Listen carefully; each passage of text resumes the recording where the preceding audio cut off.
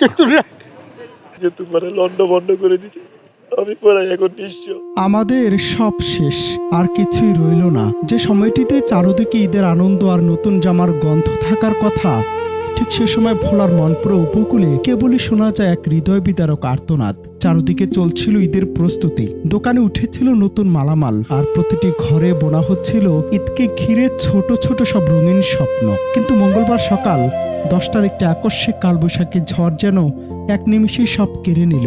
মানপুরা উপজেলার এসব আনন্দ এখন পরিণত ঘোর হতাশায়। একবার ভাবুন তো, এ দৃশ্য সইবার সাধ্য আছে কার?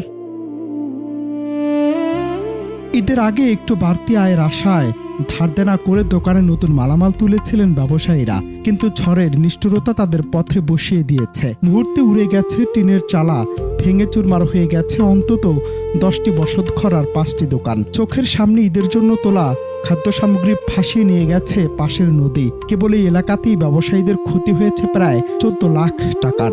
যেন হাজারো স্বপ্ন নিমেষে নদীর পানিতে মিশে গেছে। ঝড় হয়তো থেমেছে, কিন্তু বুক ফাটা আর্তনাদ থামেনি একটুও।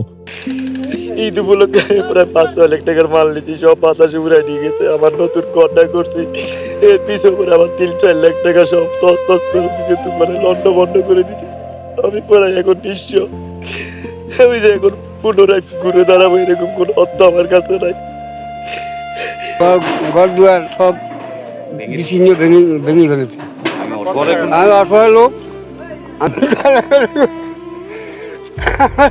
কিছু না, আরম্ভ হওয়ার সাথে সাথে ঘরগুলি উড়াই লই চলে যাওয়ার সাথে সাথে আমাদের মালামাল যা আছিল সব মাল লয়ে গেছে। একটু ভেবে দেখুন তো, ঈদের সকালে যে শিশুটি নতুন জামা গায়ে হেসে খেলে বেড়ানোর কথা, সে আজ খোলা আকাশের নিচে ক্ষুধার্ত পেটে কাঁদছে। ঘর হারানো এই পরিবারগুলোর অবস্থা কতটা মানবেতর তা আজ নিজ চোখে না দেখলে বিশ্বাস করা কঠিন।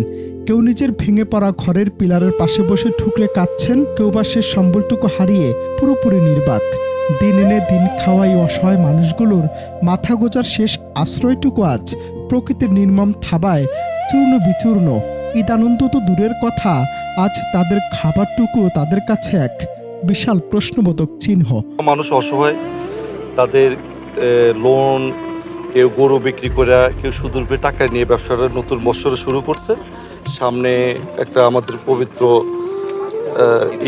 ঈদুল আজহা উপলক্ষে সবাই দোকানে মাল উঠেছে। প্রায় 12 থেকে 13 লাখ টাকা ব্যাপক ক্ষতি হয়েছে। এই 4 থেকে 5টা দোকান ক্ষয়ক্ষতি হয়েছে।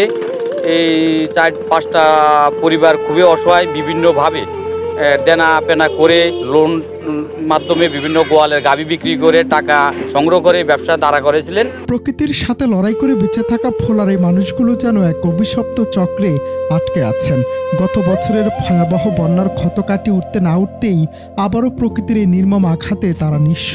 যেখানে দেশের মানুষ ঈদের আনন্দ ভাগাভাগি করতে ব্যস্ত, সেখানে মনপুরার এই মানুষগুলোর কাছে এবারের ঈদ যেন এক বিষাক্ত অধ্যায় ছাড়া আর কিছুই না। অনন্ত হাসান মাসুদ, বাংলা টিভি।